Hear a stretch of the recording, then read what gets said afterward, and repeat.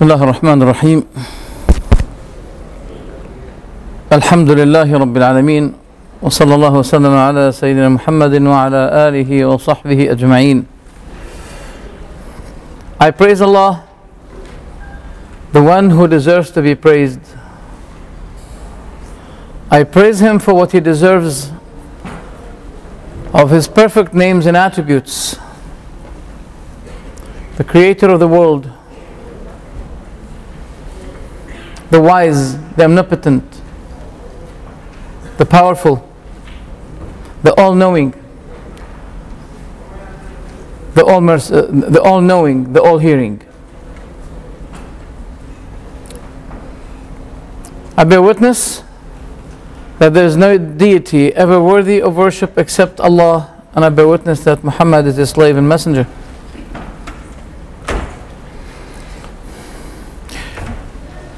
A question may be addressed.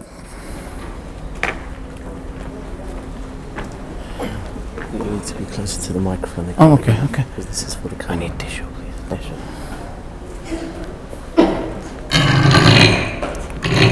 Can you hear me now? It's better? Okay. A question may be raised. Why do we say Muhammad Rasulullah? Don't we believe in Isa to be Rasulullah, Musa Rasulullah? We say that indicates the last testimony, the last prophethood on earth, which is the only available message on earth, which is the only available. If you're talking about the message of Isa, Musa, Ibrahim, Dawood, we all believe in them. There is no Muslim who can ever dare to deny one of them. But the message is not available. We're talking about the available message nowadays. And until the Day of Judgment, we believe that the message of the Prophet Muhammad ﷺ is the available one, which represents the messages of all the prophets. Since we believe that all prophets are brothers, they belong to different mothers, but their message is one, because the source that comes to them from Allah subhanahu wa ta'ala is only one. But the case is, there is a difference between an available message and unavailable message. The message of the Prophet Muhammad ﷺ is the available one. Or you may say, how can I make sure that a declaration given from the Qur'an that he is the last one? And until today, no one came to prove, not only to claim. There are many people, many false prophets who claim to be prophets, but they were proven liars. But since 1,400 years, when we find in the Qur'an that Muhammad ﷺ is the Khatam of An-Nabiyyin, is the seal of all prophets, did anyone prove the otherwise? Until now, we say no. You want to wait, but wait a minute. You may die before that. You're not gonna live for 2 centuries, 3 centuries. Isn't 1,400 years enough for you? Or you want something more? Now, this is what we've been saying. We say that the Quran is the book of miracles. You know what I like with the Westerners? They love to read. They love to read. I like it when I see it. And the tubes underground, they all like to read. That's good. But I would love that someday those lovers of reading, I would love to see them having this copy of the Quran. They just have a look at it and read it with contemplation, with pondering. And I will assure to you tonight that they will be convinced that this is the Book of God. I came here, probably most of you don't know me, so I don't know if you believe me since you don't know me or not. Would you believe me? Does this face look a face of a liar to you? I hope not. I swear by Allah that I have experienced some of those who became Muslims, and one of them is an American reservist in the army who converted to Islam at one night, and on the second day, after he was given a copy of the Quran, after he converted, on the next day I saw him putting a mark on the book, on the Quran. I assumed that he'd been reading something like 100 pages. He spent a part of the night reciting the Quran, reading the Quran. And I said to him, what do you believe about this book? He said, the one who reads it and doesn't believe it is crazy. It's an amazing book. As you see, the Quran is the book of miracles. It is miraculous. Look at the verses. والشمس تجري لمستقر لها ذلك تقدير العزيز العليم والقمر قدرناه منازل حتى عاد كالعرجون القديم لا الشمس ينبغي لها أن تدرك القمر ولا الليل سابق النهار وكل فيه فلك يسبحون. I'm not going to read it to you. You read it while I was reciting it. It's beautiful. It addresses its speech, its words. It penetrates the bottom,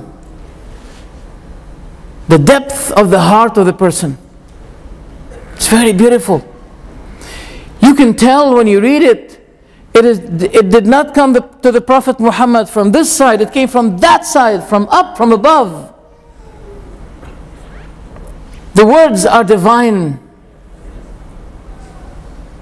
They're not human. They're not words produced or suggested by humans.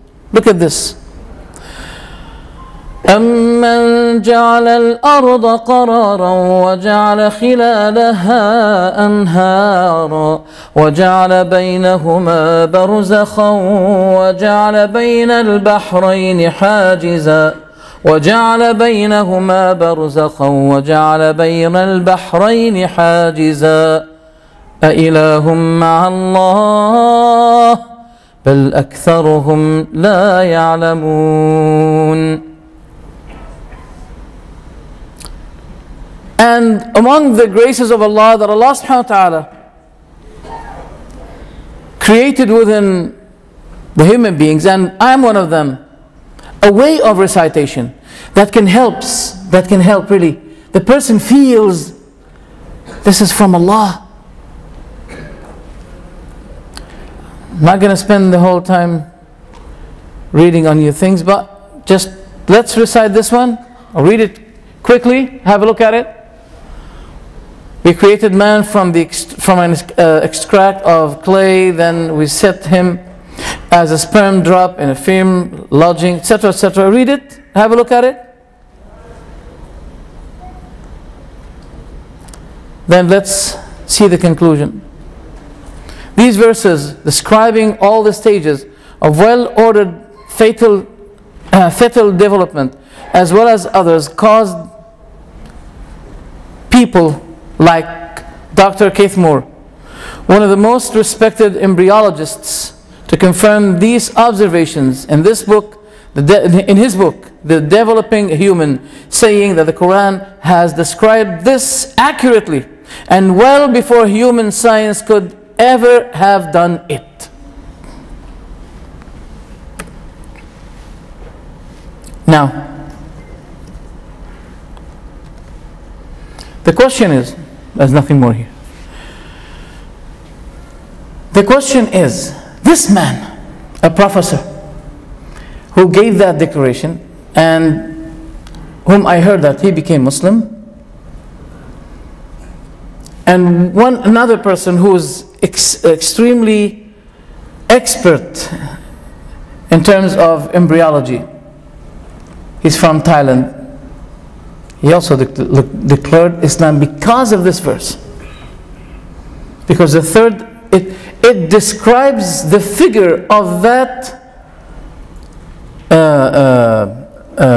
substance or object exactly as it looks like inside the womb of the mother. Yet nobody has access at the lifetime of the Prophet Muhammad ﷺ to see this. How did it look like? And the only way to have access to this is the last century. The last century, in the middle of the last century, they had access to this. And the third stage was described as a shewed substance, a shewed substance, a shewed substance. It looks exactly like a chewing gum. Third stage. And that third stage, described in the Quran, that it looks like a shewed substance. Who told the Prophet Muhammad about that? Now let's get to the topic. Sorry about that, I have many windows opened.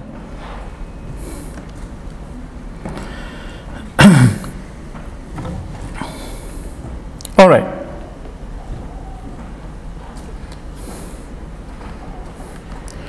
Some people explain or translate the word Islam that it is peace. It is not true. The word Islam is not peace. But Islam itself brings peace to the soul of the person. Yes. And one of the names of Allah is the peace. And His religion brings peace. And the house He's preparing for His servant believers, those who believed in His religion, it is called the place of peace, the house of peace, Jannah. We know that it's called heaven, paradise, in Spanish paradisa, but the name of this Jannah, heaven, in the Quran was described as the house of peace, in which Allah the Almighty had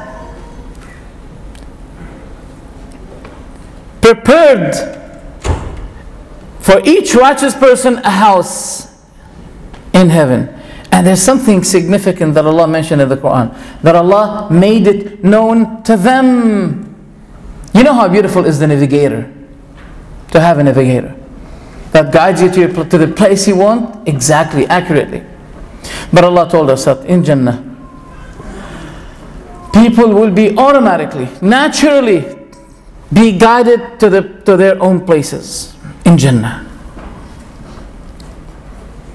So I believe that reassurance, peace, the happiness of the soul, the spirit, the heart can be achieved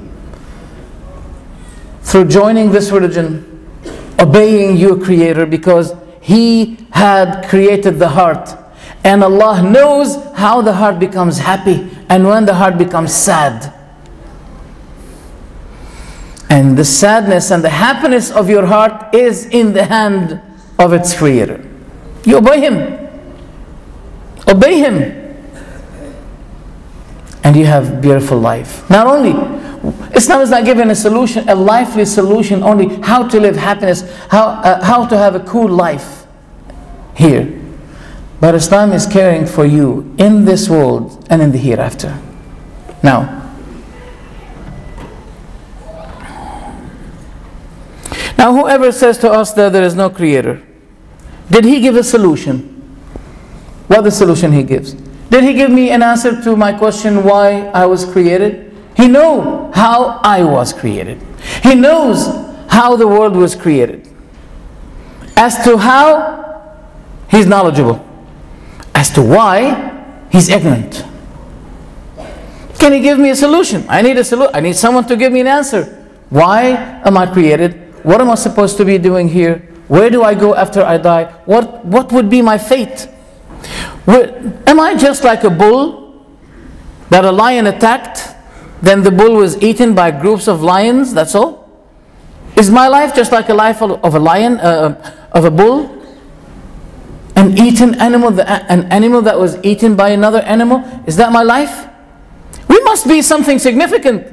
Come on, Allah gave us a preference over the whole creation, the whole creatures. We have significance. We are significant. Not only this, but God ordered His angels, according to the Qur'an, to go down to Adam, and that what caused the resentment and hatred of the devil against Adam, and that resentment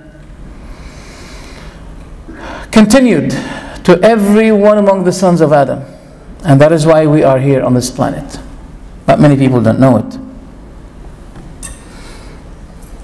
So the one who denies God doesn't give us an explanation, any explanation, rational explanation about why we are here.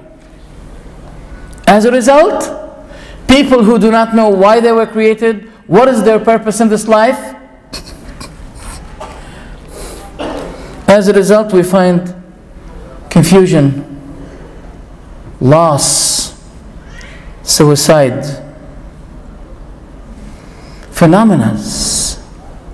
phenomena of suicide is a matter that people really are showing their concern about, but they can't find a solution to it. But you know what? In places like Afghanistan, in which people are living in a miserable life, poverty, no security, we don't find that phenomena of suiciding. But in very luxurious countries such as Sweden, we find Ukraine, in these countries, especially Ukraine, I think it was considered to be the first country. Statistics of suicide committing reached to the highest between Ukraine and Sweden. Why Sweden? People are living luxuriously. They have very high salary, everything is given to them. Why would they be? I mean, when I come here to, if I know my own society, my own good Muslims, none of them had ever said this word, I'm bored, life is boring. But I heard it from many people. When I go to the West, people say that. Life is boring, I'm bored. One was asked, and I saw that on the TV, why do you have to drink? He said, I'm bored. I want to have fun. I'm bored. I want to be happy. Oh, so you're not happy. So drinking the alcohol explains the fact that you're not happy. You need something to make you happy.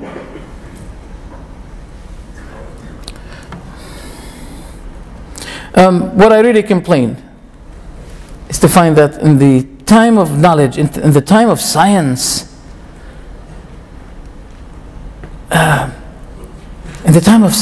God is being denied.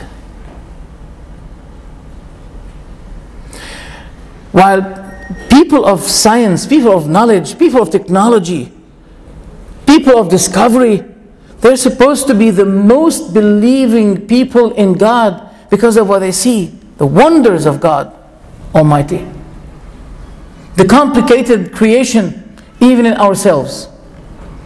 But for example, God said in the Quran that those who disbelieved, we will be punishing them.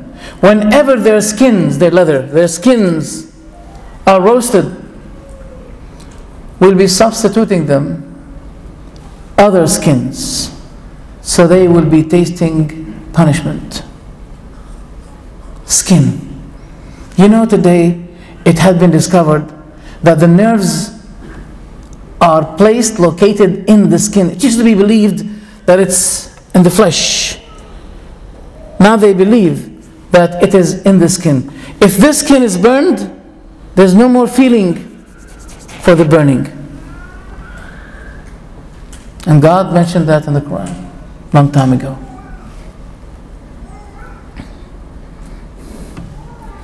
Yes, I can understand why people are saying, declaring we deny God, we don't believe in God. You know why? Because of the negative background they had from the church. Mistakes of the church. But wait a minute. Is the church the only sinner? You know that in the United States people are fleeing sometimes from the elephant to the donkey, and then from the donkey to the elephant. Did you understand what I mean? No? What are the two political parties in the United States? The Republicans and the Democrats. So the symbol of those two parties, one is taking the elephant, the other one is taking the donkey. And people, they run. Sometimes they have to run from the donkey to the elephant, and some other time from the elephant to the donkey. Why? Because there are mistakes. They want to choose someone else. Maybe this time he's gonna. People as if they are playing, as if they are gambling. Sometimes they want to try their luck through the elephant group party, and because of their big horrible mistakes, they have to run to the donkey. So did anyone say, I deny the politicians, I deny politics, I don't believe in politics because of the mistakes? No.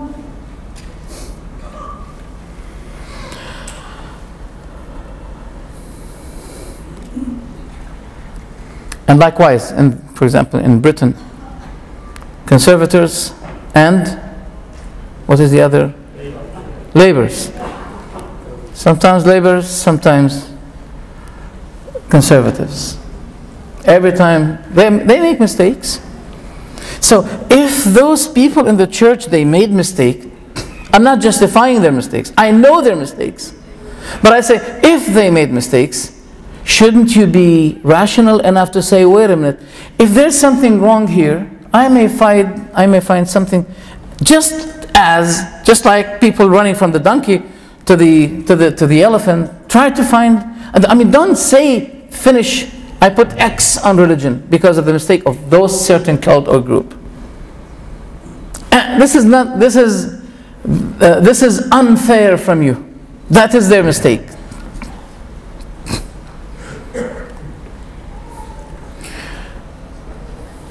The question is, what is the guilt of God?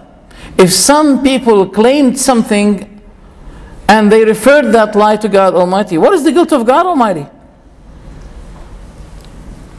And proving that there is a creator for the creations, is it a deviance, misguidance, something that you need to correct us for, if we believe that there is a creator for the creation?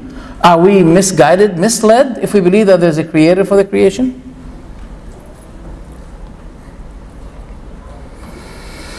But suppose, I mean, some people say we don't believe in God. All right, let's put believing in God aside. Let's put it in a corner. Let's put it in a corner. There must be a power that created the world. I've been asking, last month I've been asking someone, do you believe that there's God or not? He said, let's say I believe that there is a power. I said, do you have any problem believing that this power called God? Are you going to pay taxes for this? Are you going to pay taxes for believing that there's God who's powerful, a powerful God? Why do you believe in, you know, power is an attribute. But how can you believe in a power but you don't believe in the powerful one who has the power? I mean, someone, yes, if you believe that, you believe in a power, but someone has that power, someone is powerful, otherwise you're not reasoning. As those who made the mistake in Christianity, they're not reasoning, you're also not reasoning. When you say, I believe in a power, you're declining to say, I believe in the powerful, the Almighty.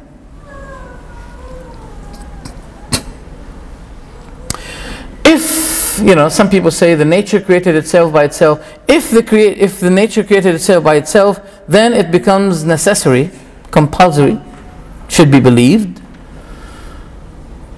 But the created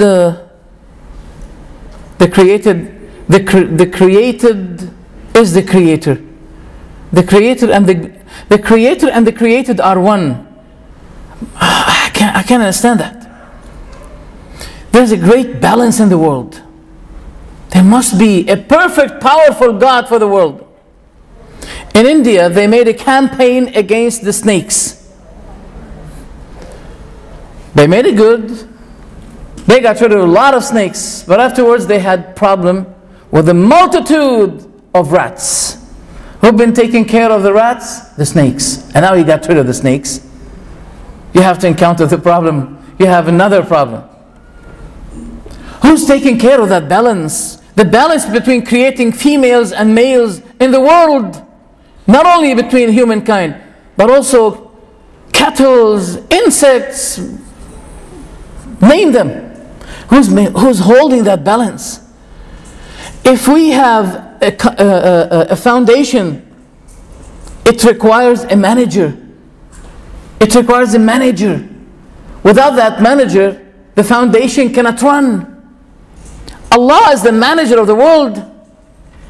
If this small foundation cannot run without a manager, what about the whole world? Also in India, they made a campaign against birds. They've been killing a lot of birds because it used to be eating their greens and products. Then they had problems of insects, which had been eaten 50 times what the birds used to be eating. So there's a big balance in the world. Can't you see this big sun and those multitude galaxies, the way they run, in a very massive way of running, in a great course, and no one will be colliding?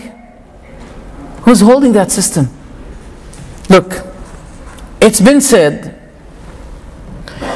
that order is systematic. This is the rule, as you see. Order is systematic. What about the system here? What about the systematic order we have in life? No one behind it? The nature is behind it? No.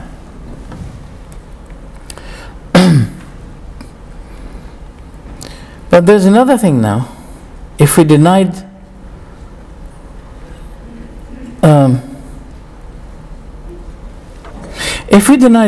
the creator or the religion, we have another problem. We have another problem. What about the morals? Who can define the morals if we have no religion?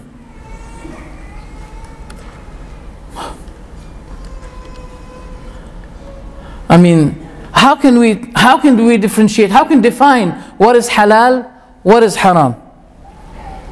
In the place where I came from, UK, people love the word halal. I'm not talking about the Muslims, I'm talking about even the Christians, the non-Muslims in general. They love the word halal. Why? Halal food. It's very attractive. But there are certain things we believe they're haram. For example, bingo, gambling, nude, movies, especially after 12 o'clock. 12 o'clock, now the parents can see what children are not supposed to see. But they can't guarantee that the parents will be sleeping and the children will be opening the TV and watching what they're not supposed to be watching. Plus 18, I know you've seen that before. Plus 18, that means if you're over 18, you can see. But if you're less, don't go, don't enter. If you're 18, you can enter. But if you're less than 18, don't enter.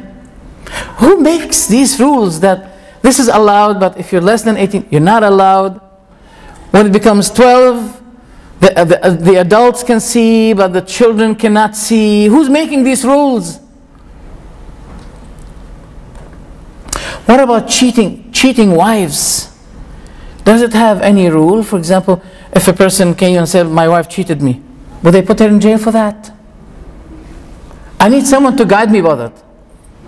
I didn't come across that. I didn't know. Is there any official punishment for one who finds his wife cheating? The only thing they may say, well, divorce her. The only thing they can say, divorce her. But is there any punishment, just like the punishment of not paying the taxes? You know that not paying the taxes in the West, it's a big criminal, a big crime. If you don't pay the taxes, it's a big crime. But if, God forbid, if someone found someone else with his wife, what is the punishment? Is there any official punishment? Is there any ruling for this? Is it possible that not paying the tax is a greater crime than finding a cheating wife with someone else? Is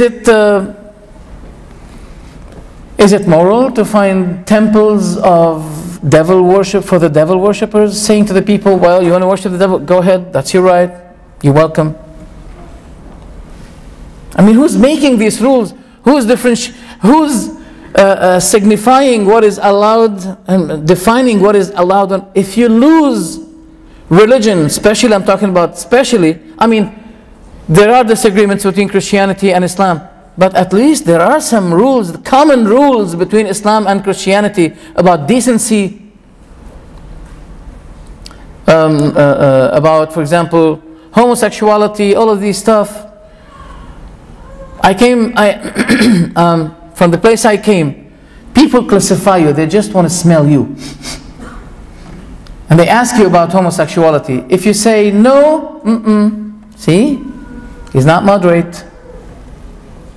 He's not moderate. He's anti-homosexuality.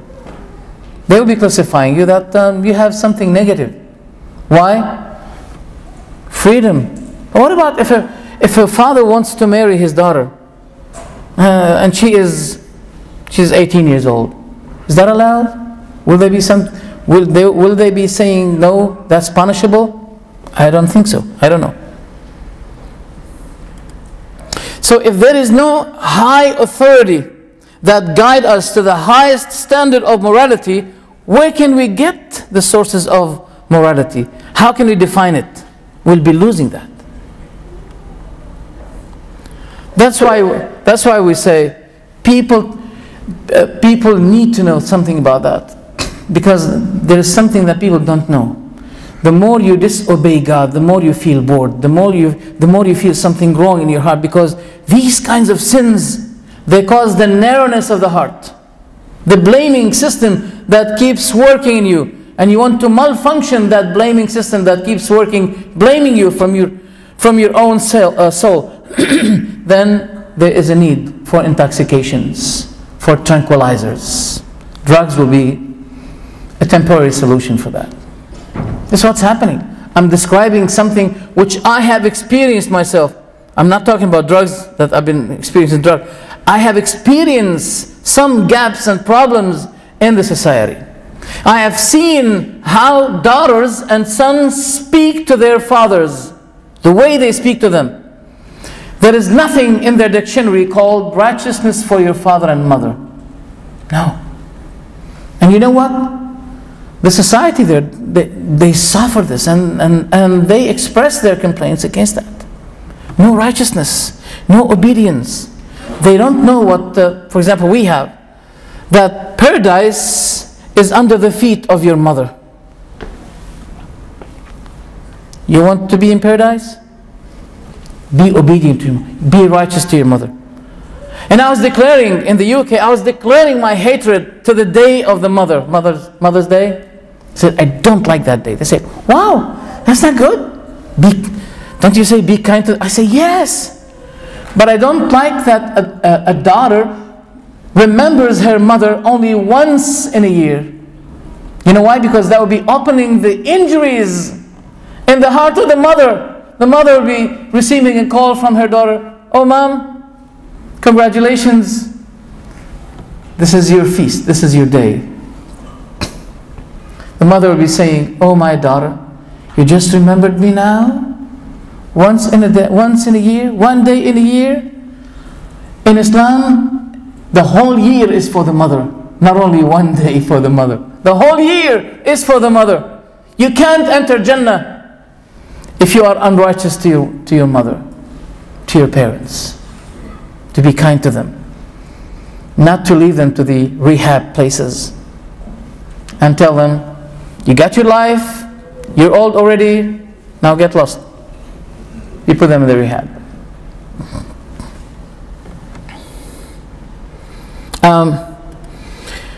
I can see the mistake of the science today, that they were so rushed, so enthusiastic, so keen to support and to back up Darwin's theory, which is until today is called theory. And Darwin was suggesting us to be like this.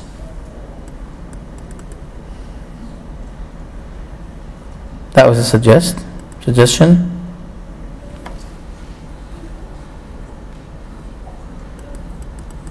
Yeah. Hey, Pa. Oh, my daddy. That's my daddy. That's my dad. That's what he said. This is your father. You want to know your father? Here. That's your father. That's a suggestion. That we came from that source. That's our source. Now we can see this immoral. Because in the Quran, Allah ordered His angels to bow down to Adam. So we were given honor. Darwin doesn't say there is no God. But Darwin vanishes the belief in the purpose of our creation. There's a purpose.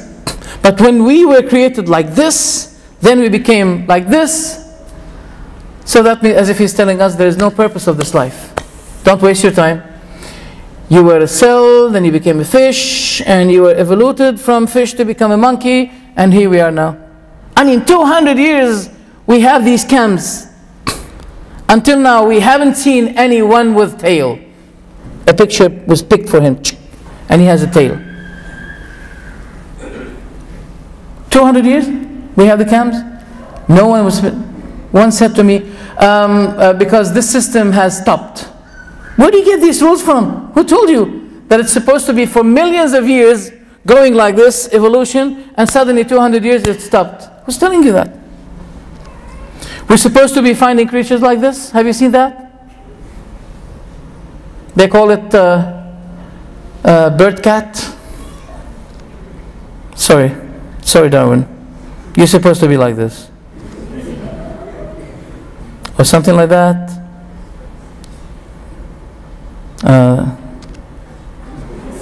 Something like that. Something. He looks like me. Let's see. But he doesn't have a beard. Okay. Oh, forget about that. Ant-human.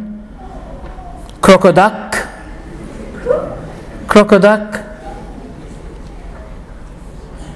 What a nice bird, but the face, I don't like it. You know, things like this.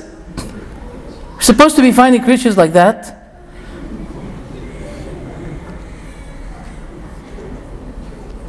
Okay, I forget it. You know, despite they are managing today same-sex marriage, and I've been asked, are you okay with that? What is your take about that? I said, well, there's a slight problem in this. There's a problem that when a child has two fathers, he's going to be asking them, where's my mom? I want my mom. Or the vice versa. Two mothers for the child. The child is going to be, he's going to be asking, where's my dad? Do I have a dad? You can't be created by two mothers, there must be a dad interfering. But you know what?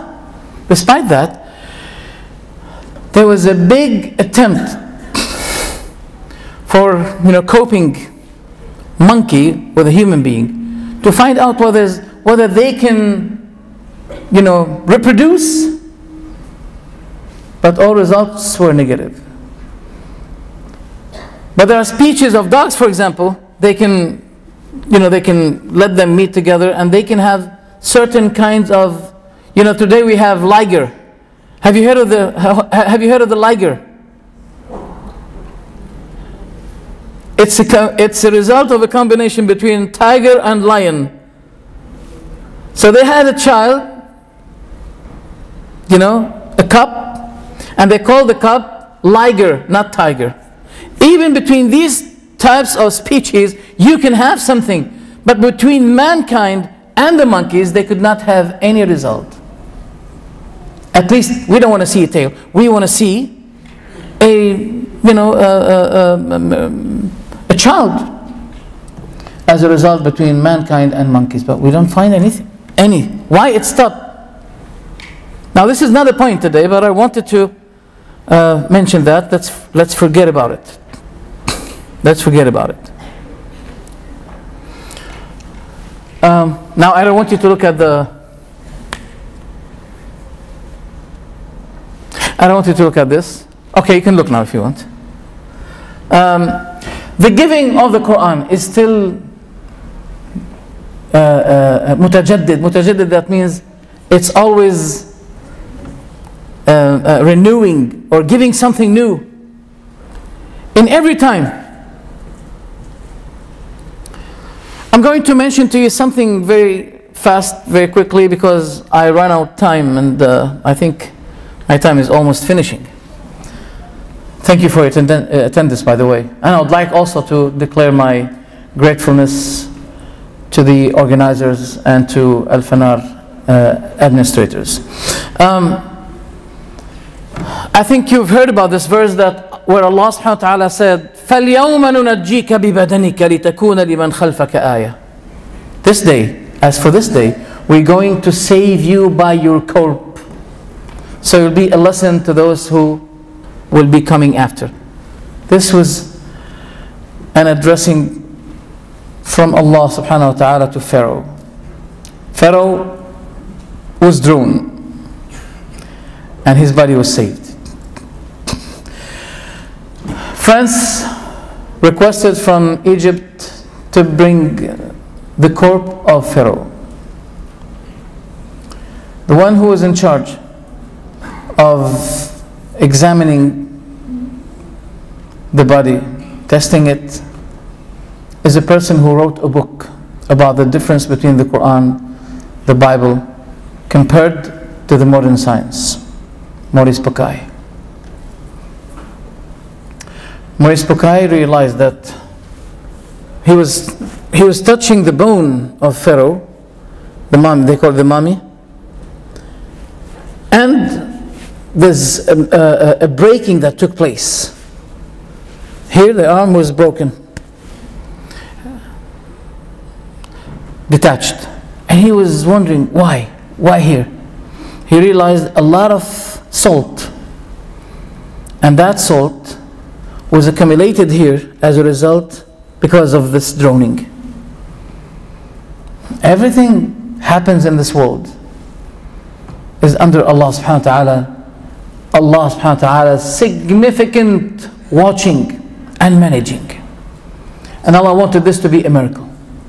As Allah subhanahu wa ta'ala said, سَنُرِيهِمْ آيَاتِنَا فِي الْآفَاقِ. We're going to show them our signs in the horizon and even in their own selves, until it becomes obvious to them that this manifests to them that this is the truth. أَوَلَمْ يَكْفِي بِرَبِّكَ أَنَّهُ عَلَى كُلِّ شَيْءٍ شَهِيدٌ. Isn't it sufficient for you to know that your Lord is watchful over everything? So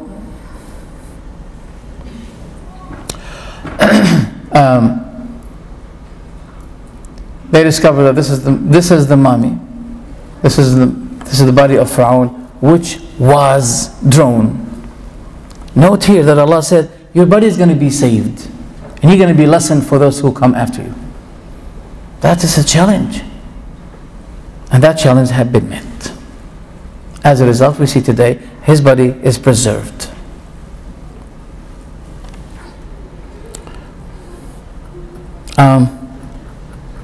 There are many kinds of miracles. Now, our definition of the miracle is to do something which is miraculous. Miraculous means it will be frustrating people. People can't do something similar to that. Now, as for Jesus being a God who has taken a form of a mankind, is this miracle? We say that the miracle is to show something miraculous, something powerful, that people will be frustrated from doing something similar. It will be extra power. It is an extra power, superpower.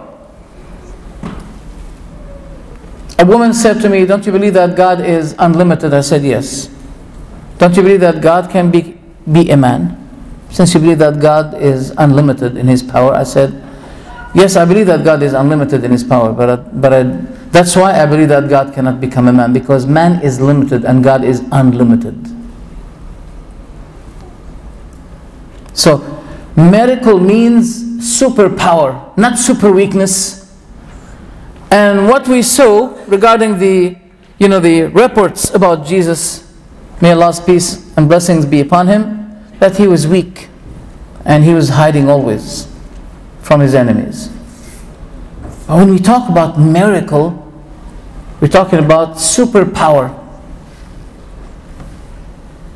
And the Quran contains miraculous forms and things that we're going to bring something in brief. But don't forget what Allah the Almighty said, that say, O Muhammad, if the mankind and the jinn kind were all together to gather themselves together in order to produce something the like of this Quran, they won't be able.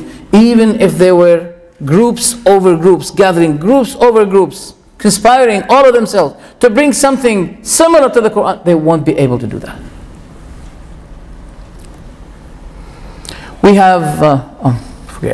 We have many kinds of miracles in the Quran. What we call it al-i'jaz al-tashri'i, miraculous, or the miracles of the Quran in terms of law making. It's miraculous, it's perfect. The Islamic system regarding criminality can give instant results for getting rid of crimes. Instant results. Economically, can give instant results economically.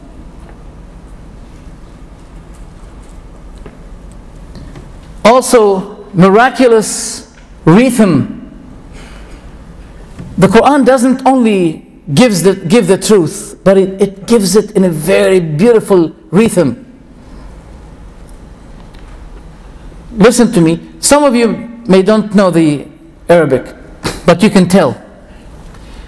The words are beautiful, very impressive. Those who know the Arabic and they read the Quran in its original language, they love it. It's very impressive. Wallahi. But I want those who do not know Arabic to listen to the Quranic way, to the rhythm in the Quran. ذرني ومن خلقت وحيدا وجعلت له مالا ممدودا وبنين شهودا ومهدت له تمهيدا ثم يطمع أن أزيد كلا إنه كان لآياتنا عنيدا سأرهقه صعودا إنه فكر وقدر فقتل كيف قدر ثم قتل كيف قدر ثم نظر ثم عبس وبسر ثم أدبر واستكبر فقال إن هذا إلا سحر يؤثر إن هذا إلا قول البشر سأصليه سقر وما أدراك ما سقر لا تبقي ولا تذر لواحة للبشر عليها 19. These are the words that were so impressive, and the Quran was revealed on Muhammad. He was illiterate, while people used to be speaking poetries. Even if a husband wants to, if he wants to say to his wife, bring me food from the kitchen, He put it in a poetic way. In a poet way. They were very expert in that. This was naturally coming out from them. Poetry. When they saw the Quran with this beautiful, impressive, significant way of expression, they said, this is not poetry. This is a very soft way of expression. This is a very high rhythm. We can't describe it. They were frustrated even from describing this beautiful rhythm that we see in the Quran. They couldn't say anything against it. But also it contains amending and correcting kinds of miracles. You may be asking, how? Let's come to it. The miraculous in lawmaking, such as the first miracle in the Quran, the pure worship to Allah. Allah told us in the Quran that whenever the Prophet firstly addressing his people, he starts saying to them, Ya qawmi, O my people, u'budullah, worship Allah. Ma lakum min ilahin ghayru, you have no other God to worship except Him. This is the first thing the Prophet used to be addressing his people. And the Quran calls for the pure worship of God. Yes, there are many people, there are billions of people in the world, they're worshipping Allah. But the case is, do you worship God purely or not? Yesterday I had a lecture, and I was saying in the lecture to a group of women, do you like the honey? I said, yes. I don't think any among us is going to be saying, no, I don't like the honey. We all love the honey. But do you love a pure honey or sugar honey? Sugar honey? No. Pure honey. There's natural answer. Pure honey. Allah wants your worship to Him as pure as the honey you love. Allah loves that you worship Him alone, as the pure honey you love. This is a miracle in itself, that Quran invites people to worship Allah alone. Look what Allah said in one of the verses. إن الذين تدعون من دون الله عباد أمثالكم فادعوهم فليستجيبوا لكم إن كنتم صادقين. Those whom you call, invoke apart from Allah, they are the like of you, they're human like you. So call them and let them answer your call if you're telling the truth. This beautiful Quran is bringing people out from the worship from man to let it a worship from man to his creator, Allah the Almighty. Also in the Quran we find a complete system.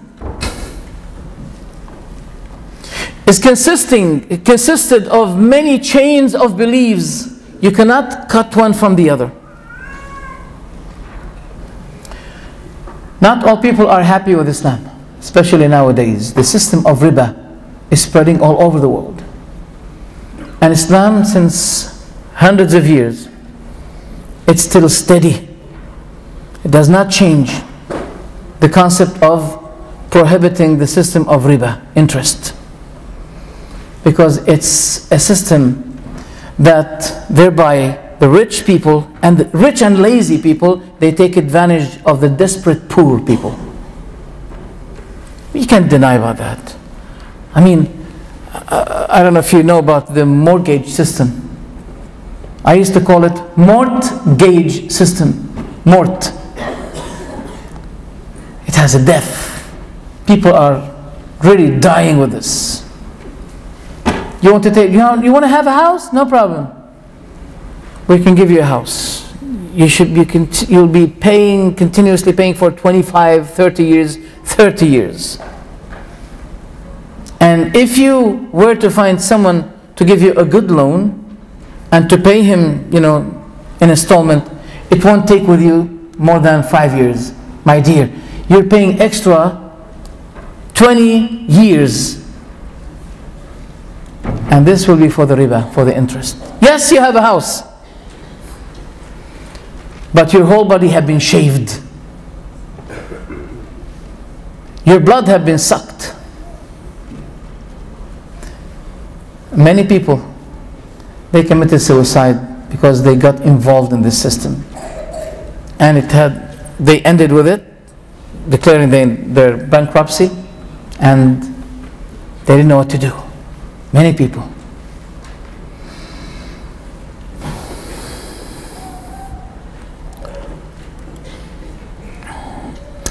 In Christianity, for example, we have Christians believing that in something called the Old Testament and the New Testament. The Old Testament and the New Testament.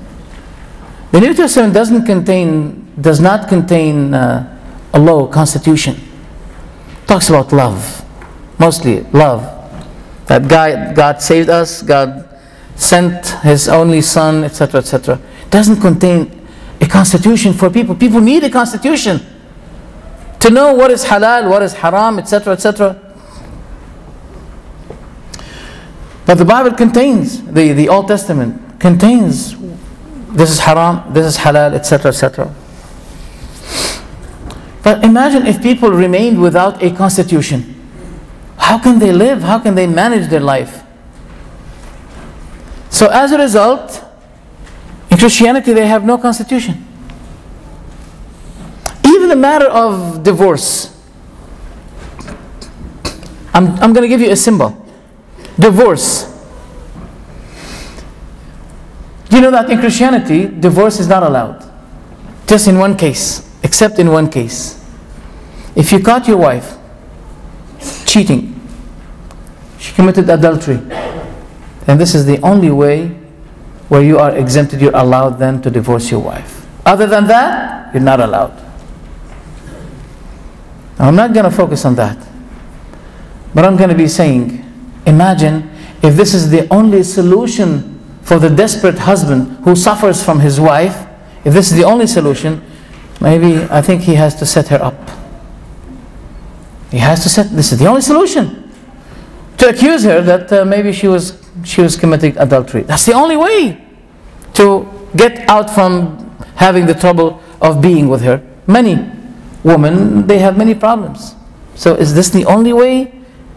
Is this a solution? To find her with someone? In Islam, divorce is allowed, but this is the last resort. It's the last card. The last solution. When there is no other solution, this will be the last solution. I know that some Muslims are misusing this authority. And those who do that, they are responsible. It's just like a policeman has a gun. Doesn't mean you can shoot people at any time you want. You're responsible. If you misuse this authority, you're responsible. You'll be blamed by Allah.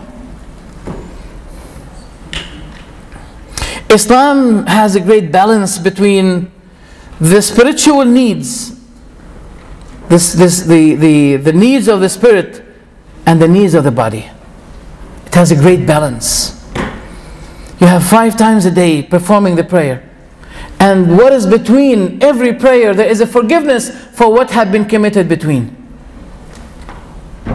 Even if you became sick, ill, you lost your child, you lost your leg. In Islam, a believer, no matter what happens with him, he will be rewarded for that. Look at the story. A son of a righteous man died. The angels grabbed his spirit. Then Allah was asking the angels, did you take the spirit of the son of my servant? The angels said yes. Did you take away his kidney from him? You know, this is an expression. We call the son the kidney of his father. That means a part of his father. The angels replied and said yes. Allah then said, what did my servant say? The angel said, oh Allah, Hamidaka wastarja. He praised you. And istarja means, he said, to Allah we belong, and to Him is our return. Then Allah said, build for my servant a house in Jannah, paradise, and let it be called the house of gratitude, the house of thanksgiving, the house of praising. He will be expiated, he'll be forgiven his sins by everything he suffers. And if he shows patience, and if he is still tested with these kinds of difficulties and hardships, he'll be walking on earth while on his shoulder there is no bad deeds at all. That means he will die and Jannah will be waiting for him. Tell me, you need to be a believer. You need to be a believer. Nothing happens to you in this life, but it will be counted for you.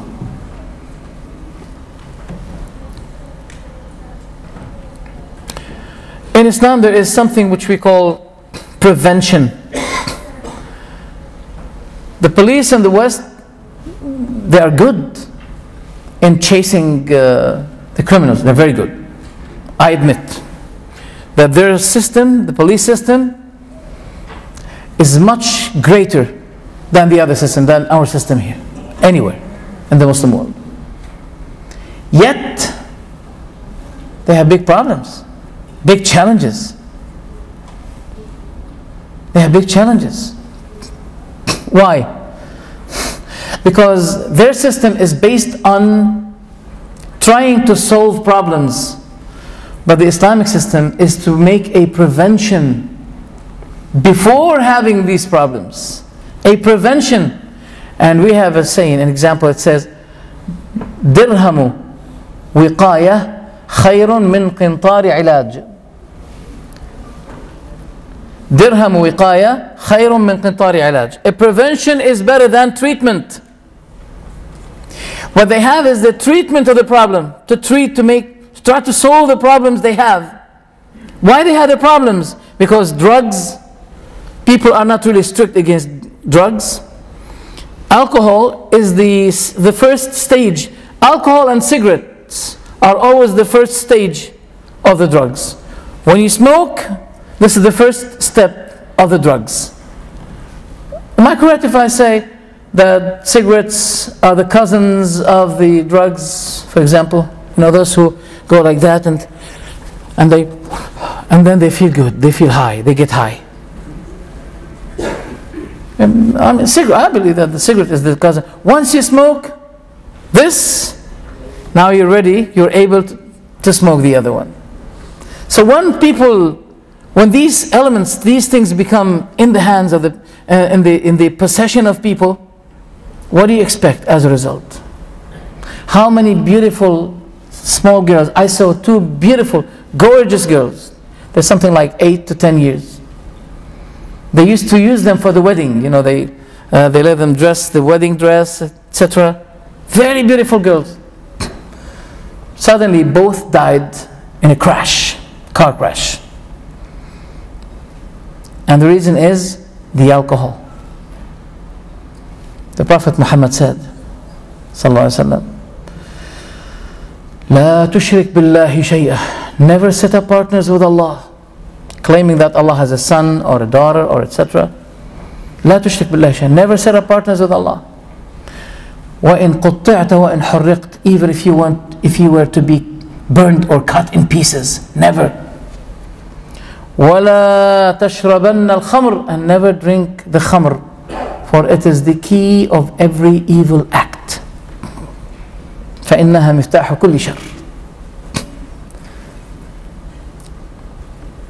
Now, I'm going to address my words to those who do not speak Arabic, and especially to the non-Muslims, if we have.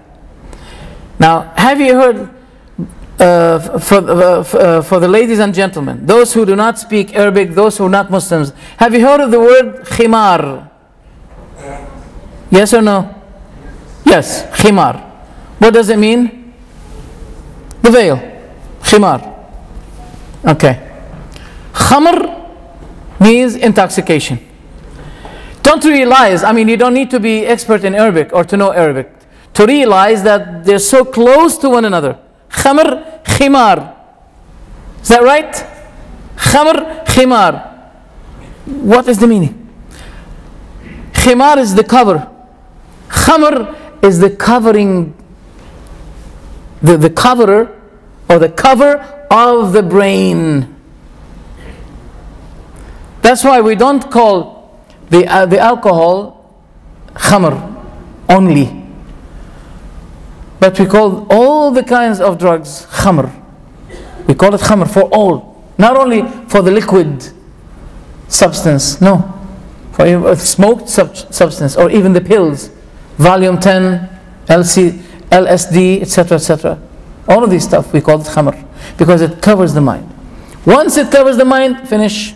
The person is ready to do every evil act. And we've been told by the Prophet Muhammad sallallahu alaihi wasallam that a king had a prisoner, and he said to the prisoner, you have two options: either to die,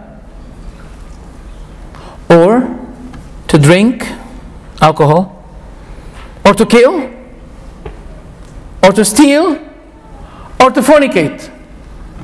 Take your choice. He said, do I have a choice that I don't do anything? He said, no. The other choice is to die. So the man was thinking, which is the least evil? Killing? It's very hard. Stealing? It's very hard. Fornicating? It's very hard for him. Let me drink some liquid. I mean, that's the least evil. I'll drink alcohol. Then he was drinking the alcohol. Then he had done all the other three, because he took the key of evil, the key of corruption. So once we allow people to have these kinds of the elements of corruption, then we'll be facing big problem. And we have to have a very good police system in order to get rid of these problems. But in Islam, no. We don't say to the people, what's wrong if a man and a woman sat down together in one room? She's his roommate and he is her roommate. Don't they have a strong will? If they doesn't want to touch one another, khalas, finished, no problem. But we've been told by the Prophet that there are no two who meet like this separately, together, in one room, in one place, away from other people, but the devil will be the third. So we take precaution. We've been told in Islam that the means of what is haram become haram. Al-wasilatu ila al-harami haram. Okay. Right. The Quran has a correcting system.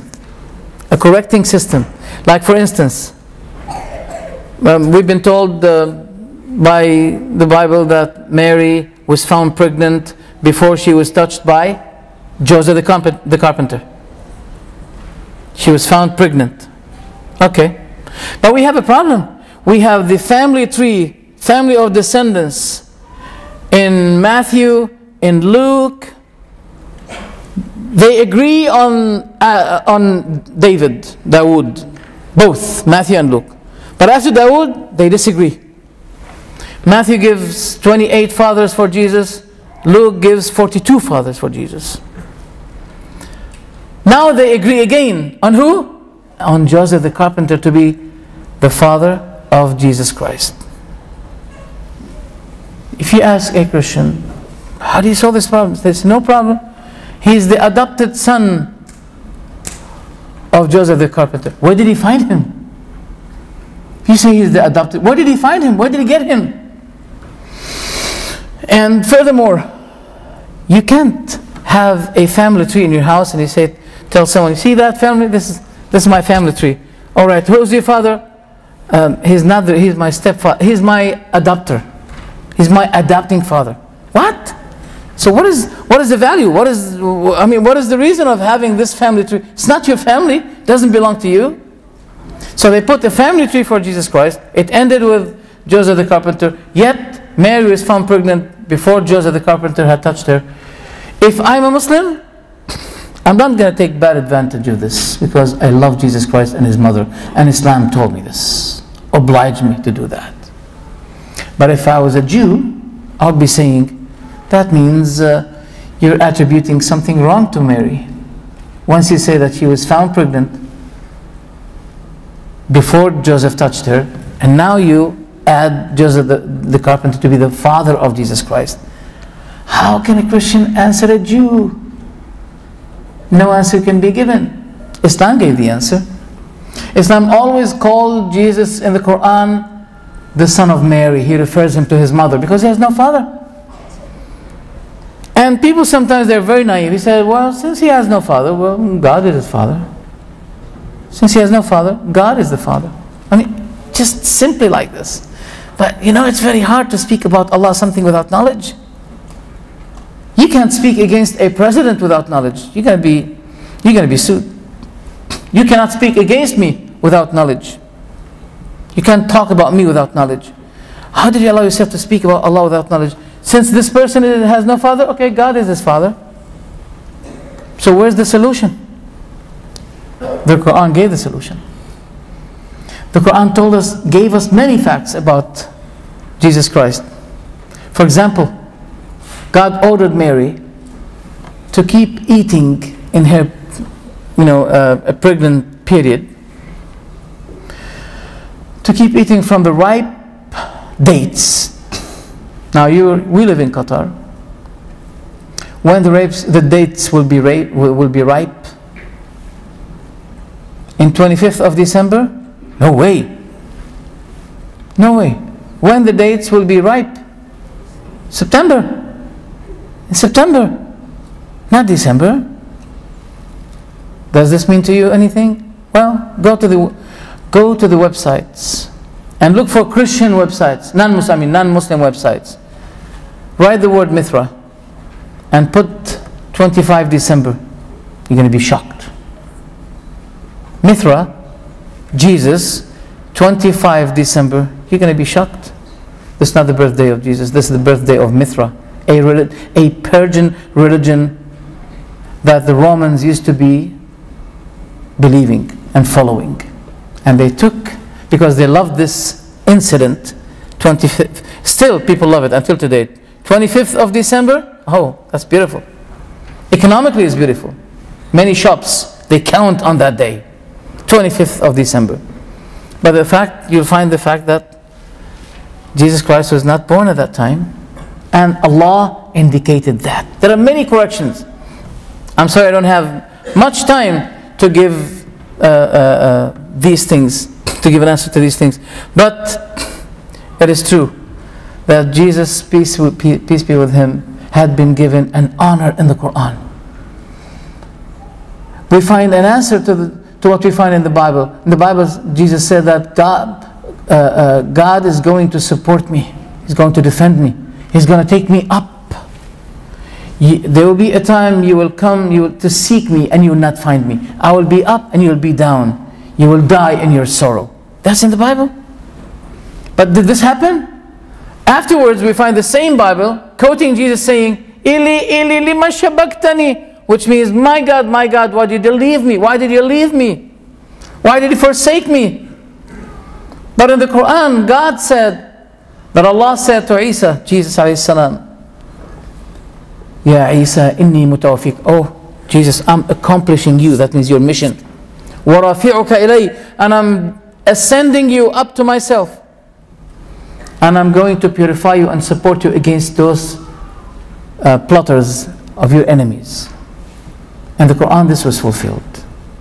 The Quran is full of miracles. I don't think my time will be helping me. Let me show you something, just one thing. One thing. There's a chapter in the Quran called Al-Hadid, the iron. And one verse is contained in it, talking about the iron being descended to the earth.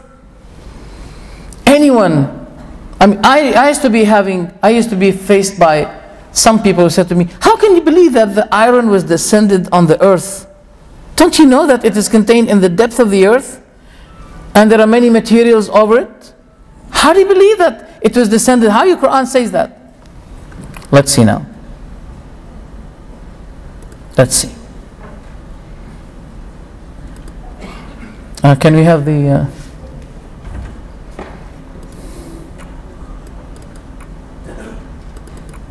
I'll give you one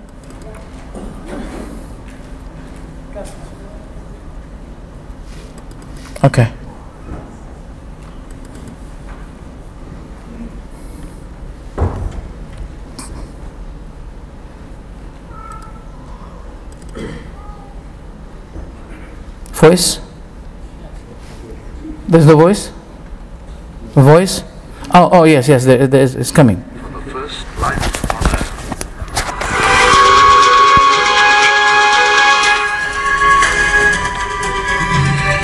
Two. 4.5 billion.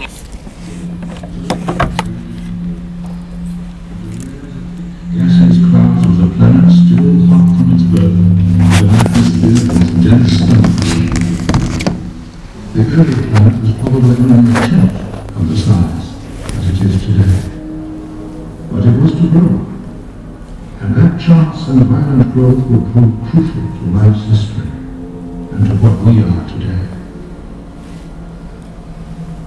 The early solar system was far more crowded than now. Where today the four inner planets orbit, 4.5 billion years ago were scores of smaller planets orbiting the Sun. Orbits of Sun were drawn by gravitational force towards each other, and encounters of awesome magnitude were unavoidable.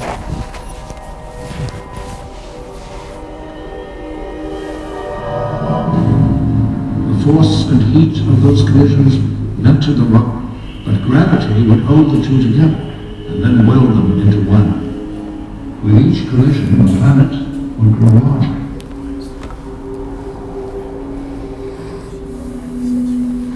We believe that of the four innermost planets, Mercury was formed by only one or two such collisions, while Venus, almost the size of Earth, was formed by 8.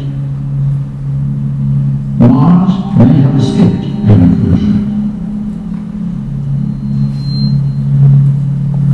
Earth grew largest, perhaps from as many as 10 impacts.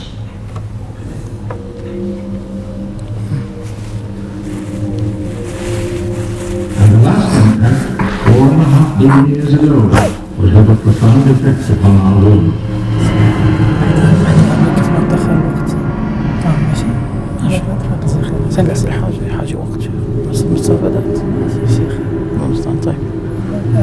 A giant ball crashed into the center of the planet and gave Earth its iron core.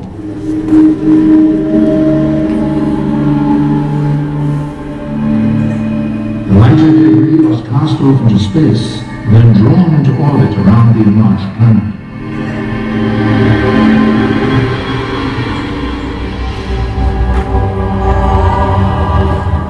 For some millions of years, the Earth had rings like the planet Saturn. Smaller collisions continued, and from that debris was born our moon.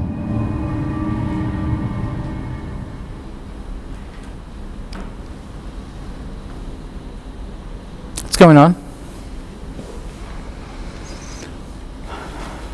At the Earth's center is a massive ball of iron known as the core. An outer core of molten iron swirls around it. Next is the mantle, slow-moving hot rock, 1,800 miles thick. In contrast, the crust, the part we live on, is thin. In fact, it's broken into pieces called plates. 4.6 billion years ago, a continual rain of meteorites pounded the molten Earth.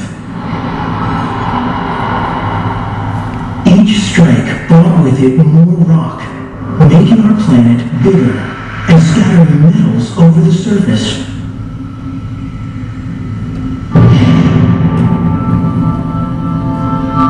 Then, a giant asteroid struck.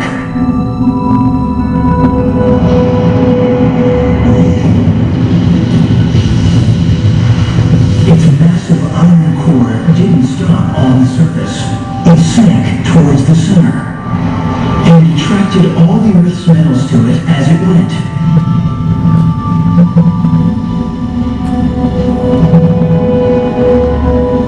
The asteroid's lighter, rocky debris went spinning around the Earth. The fragments were drawn together by gravity. Within a year, they formed our moon.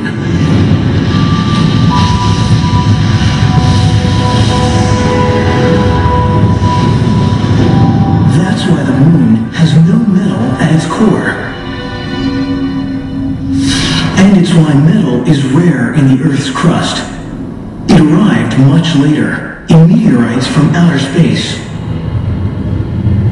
If we want much more metal, we must go to the Earth's core.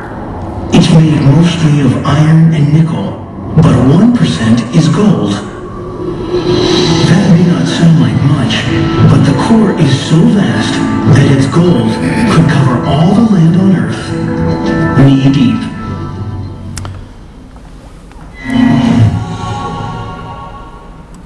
Okay, thank you very much. Voice? Okay.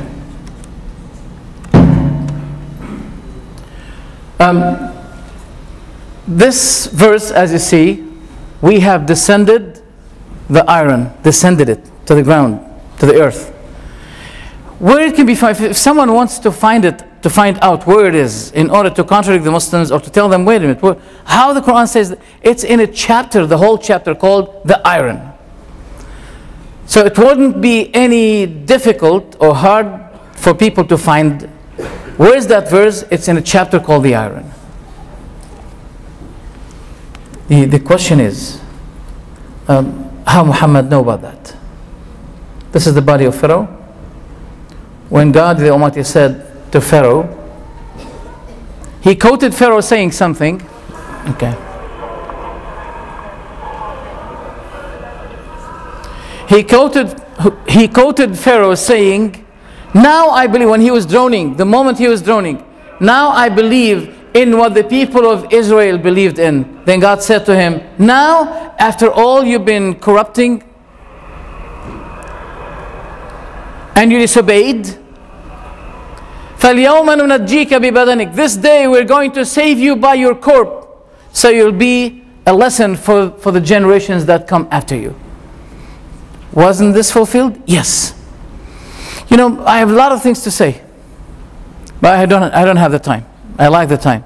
A lecture like this requires something like 2 hours, not 1 hour. But anyway, what you cannot achieve 100%, at least give some of it. It doesn't matter. The Prophet Muhammad ﷺ mentioned many things. I mean, one of the things, the Quran mentioned that there used to be a fight between the Persians and the Romans.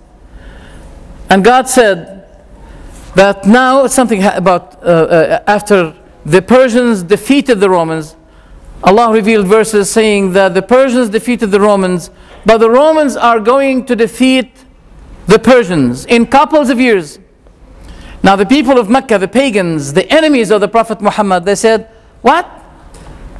The Persians are stronger than the Romans. How dare you say that?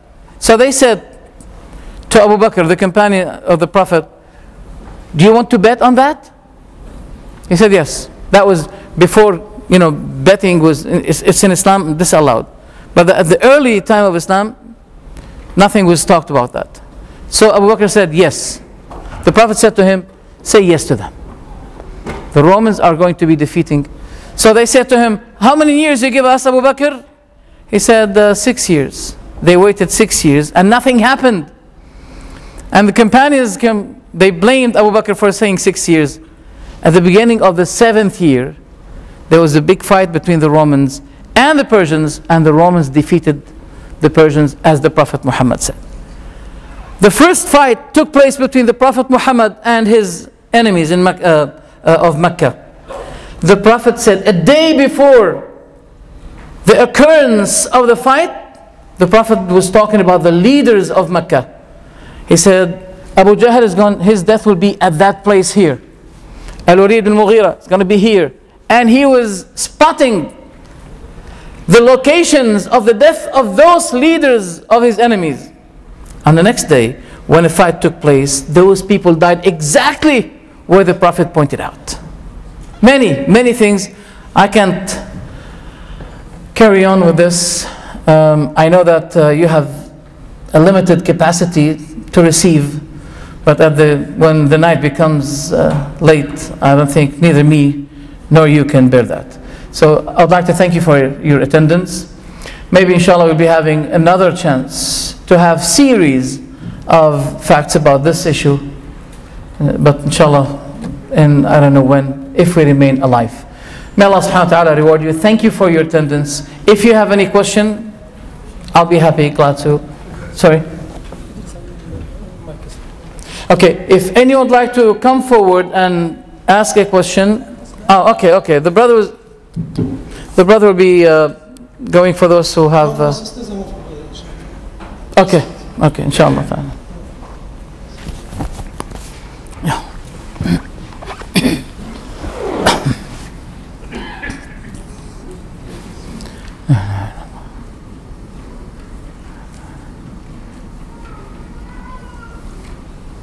If the sister has a question.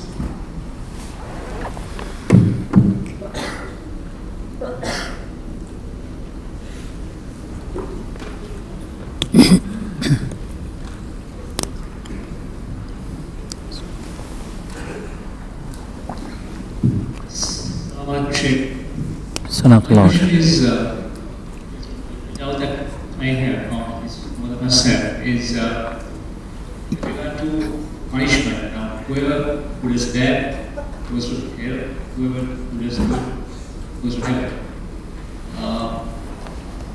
Prior to Prophet's birth, like 1400 years ago, I mean, there was a lot of adultery, there was various nefarious activities taking place before his birth.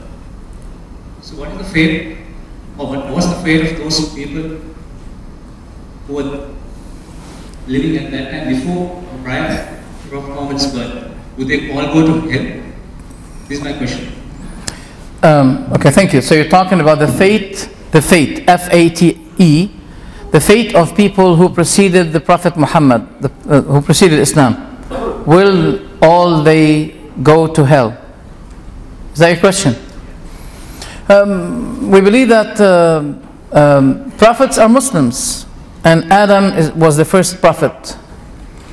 And what we say about those who refused the prophethood of Muhammad, who is one of the prophets of Allah, those who had received the message and refused it, we believe that they will be in trouble, because Allah obliged people to believe in the last prophet as He obliged them at the lifetime of Jesus to believe in Him. Now, we're Muslims, right? You may ask this question: what about those who disobeyed Jesus when He invited them for belief and they refused? I don't know if you're a Christian, but I addressed that question to a Christian and they said to me, they are sinners and they deserve to be punished. Then I said to them, that's what I say about Jesus. This is the same thing I believe. And that's what I believe about those who heard the message, who understood the message, yet they refused it. Because this life is a life of test. You may not like it. You may say, well, I don't like that. But it's not the issue of life and the reality about this life being a test from God Almighty unto us. It's not under your desire. This is a system that we have to follow. Even your very body is responding to its creator. You can't resist the, for example, inhaling system that you have. You can't refuse it. Why do you refuse the system of God Almighty, the constitution of God? After death, you will realize what you've been refusing and you'll regret. But it's only one chance that you have in this life. The brother is from the UK. Have you seen any interview in the BBC with someone who died and then he came back and he was giving his experience about what he saw after he died? Have you seen someone? Is that real? Is this true? Someone said, I died. Then he was relating about what happened to him after his death. Well, I didn't. And I don't believe that someone died really death. I'm talking about the real death. And then he came back to life and he started to tell people about what, etc., etc. What I want to say is that when a person dies, he will realize that he was denying something. And he will regret. But regret will not be fruitful, beneficial. So, what I say is the fate of those people before the Prophet Muhammad It's just like the fate we say about those who refuse the Prophet Muhammad. Anyone who did not believe in Moses alayhi salam, is responsible. The enemy of Musa, whom you saw now, we believe that he'll be in hell.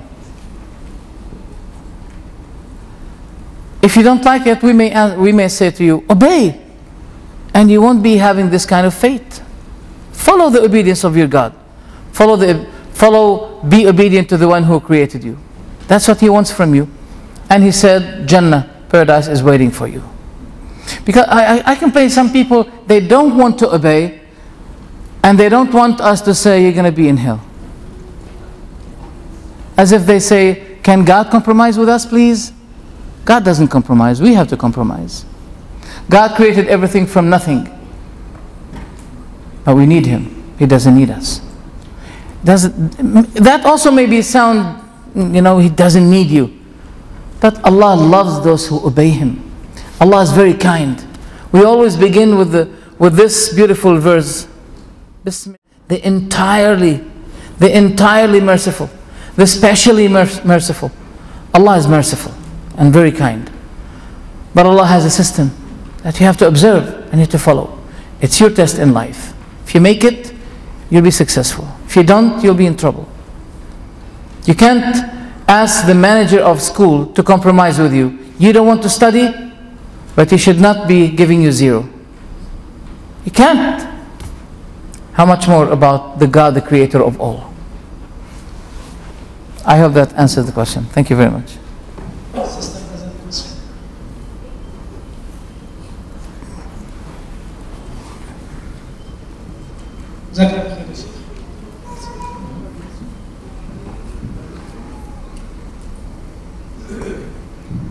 Assalamu alaikum, Sheikh. Assalamu I got a doubt regarding yesterday's lecture.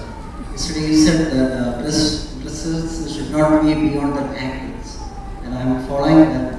But my question is that some of my brothers, they used to come to masjid and fold their pants to 10 or 15 inches, and then lead the prayers. Just when they are going out of the masjid, they unfold them.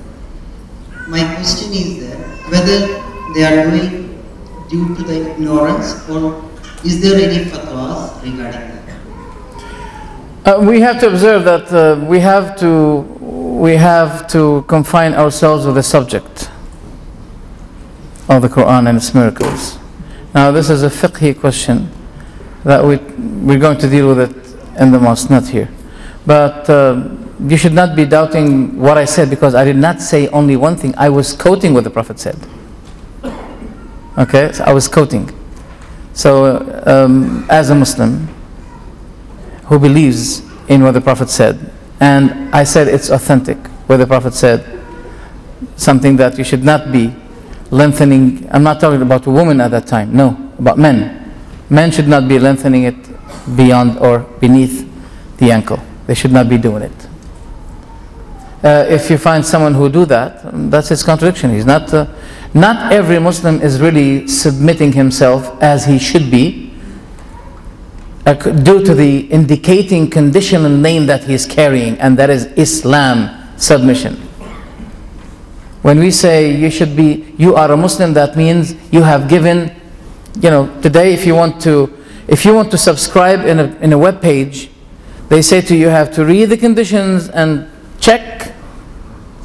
In order, if you don't put the check, that means you agreed the conditions. You can't subscribe in that website. And also, if you want to call yourself Muslim, that you have to know that you have complied to the conditions. And the very word Islam and Muslim, it gives the condition by itself, just like the check you put. When you say yes, I accept it to be Muslim, that means I have declared my submission to God, my obedience. If this is the case, then you have to be submissive. Those who do not do that, they are tested, because there are two types of people in my perspective. There are those who did not accept Islam, they are tested whether they accept it or not. But there are other types of people who are subject to another test. Those who claim to be Muslims, they are tested whether they practice it or not. This is an answer to those, to those Christians when they see a contradiction between the beautiful teachings in Islam, and the non-practicing of the people. Islam, for example, ordered that people should be equally treated, no racism. But when we see racism from certain people, those people are contradicting themselves when they say we're Muslims, but they do not follow Islam in its instructions that they should all be equal. So this is contradiction from people. Jazakumullah khair.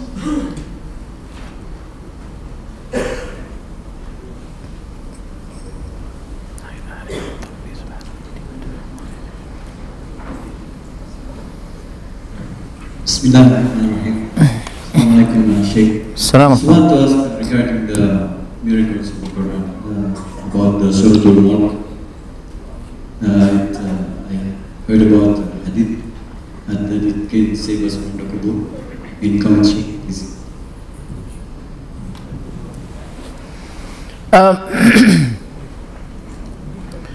Okay, the question is about chapter Al-Mulk, that it saves from the punishment of the grave.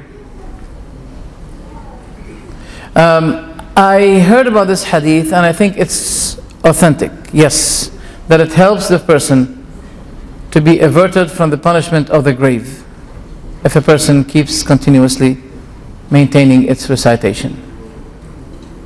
And I hope it's authentic.